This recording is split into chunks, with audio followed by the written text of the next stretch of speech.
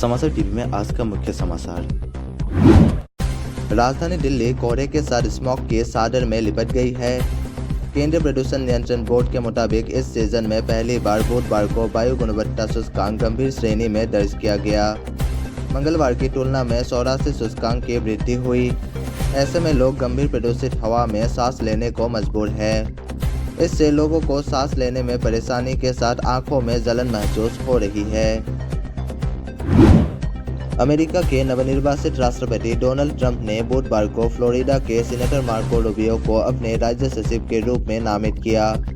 राष्ट्रपति Joe Biden से मुलाकात के बाद वाशिंगटन से फ्लोरिडा वापस लौटते समय ट्रंप ने यह घोषणा की। नवनिर्वाचित राष्ट्रपति ने यह कदम लंबे समय से चली आ रही प्रतिस्पर्धा और आलोचना के बाद उठाया। अब रूबियो ट्रंप के सबसे बड़े समर्थकों में से एक बन गए हैं। हिमाचल प्रदेश, पंजाब व हरियाणा से लेकर बिहार तक देश के विभिन्न हिस्सों में बुधवार को वायु गुणवत्ता बेहद गंभीर श्रेणी में पहुंच गई।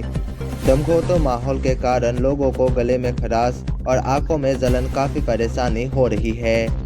मौसम विभाग का कहना है कि नए पश्चिमी विक्षोभ के कारण पछुआ हवाओं में तेजी के बाद दमघोंटू प्रदूषण से लोगों को राहत मिलने की उम्मीद है। 10 राज्यों की 31 विधानसभा सीटों पर हुए उपचुनाव में 50 से 90% तक मतदान हुआ।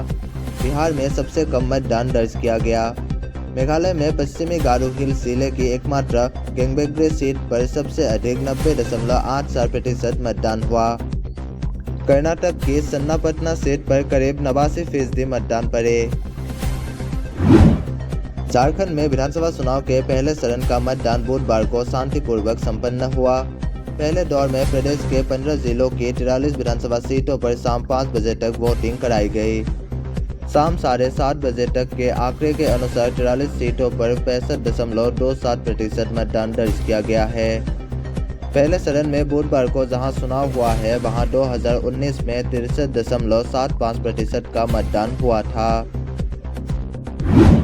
कश्मीर घाटी में इस महीने के पहले 2 सप्ताह के दौरान विभिन्न जिलों में आतंकवादियों के खिलाफ चलाए गए 9 ऑपरेशन में कुल 8 आतंकवादियों को मार गिराने में सफलता हाथ लगी है। इनमें से 5 विदेशी मूल के थे। डायबिटीज यानी मधुमेह ने देश में इतनी तेजी से लोगों को शिकार बनाना शुरू किया है कि भारत को दुनिया की मधुमेह राजधानी कहना भी गलत नहीं होगा। भारतीय आयुर्विज्ञान अनुसंधान परिषद के 2023 में किए गए अध्ययन के अनुसार भारत में टाइप 1 और टाइप 2 मधुमेह के कुल 10.1 करोड़ मरीज है। यह देश की वयस्क आबादी का 11.4% है। महाराष्ट्र में होने वाले विधानसभा चुनाव में अब 1 हफ्ते का समय शेष रह गया है। राजनीतिक पार्टियां अपनी अपनी दावेदारी प्रबल करने में लगी है। इसी बीच महाराष्ट्र के चुनावी मैदान में उतरे AIMIM प्रमुख असदुद्दीन ओवैसी को चुनावी झटका लगता हुआ दिख रहा है, जहां पुलिस ने उन्हें नोटिस भेजकर चेतावनी दी है कि वो अपने भाषण के दौरान किसी भी भड़काऊ शब्दों का इस्तेमाल ना करें। प्रधानमंत्री नरेंद्र मोदी की ओर से युवाओं को उद्योगों में प्रशिक्षित कर आत्मनिर्भर बनाने के लिए शुरू की गई पहला PM इंटर्नशिप योजना में यूपी के 8,500 से युवाओं को मौका मिलेगा। इसके लिए PM इंटर्नशिप पोर्टल पर नामांकन चल रहे हैं। युवाओं को प्रशिक्षण के साथ हर महीने 5,000 रुपये प्रोत्साहन राशि भी दी जाएगी। वही इंटर्नशिप पूरी होने पर एक मुश्त 6,000 रुपये भी दिए जाएंगे। देव दीपावली से पहले महादेव की नगरी काशी देवों के स्वागत को तैयार हो रही है। मान्यता है कि इस भव्य दीपोत्सव को देखने के लिए खुद देवता स्वर्ग से धरती पर आते हैं।